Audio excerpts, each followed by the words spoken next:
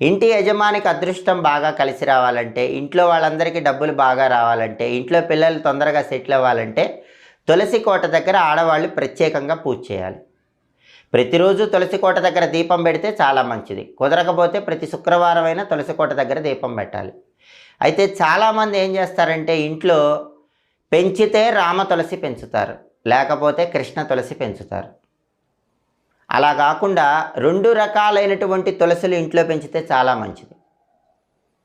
అలాగే కొంతమంది కేవలం కృష్ణ తులసి పెంచుతారు, కొంతమంది కేవలం లక్ష్మీ తులసి పెంచుతారు. అలా కాకుండా 2 రకాలైనటువంటి తులసి ఇంట్లో పెంచితే చాలా మంచిది. ఎప్పుడైనా సరే కృష్ణ తులసి చూస్తే కనుక కాండం నీలం రంగులో ఉంటుంది, లక్ష్మీ తులసి కాండం ఆకుపచ్చ రంగులో ఉంటుంది. కృష్ణ తులసి ఆకులు కొద్దిగా నల్లగా ఉంటాయి, లక్ష్మీ తులసి ఆకులు ఆకుపచ్చ రంగులో ఉంటాయి. లక్ష్మీ తులసిని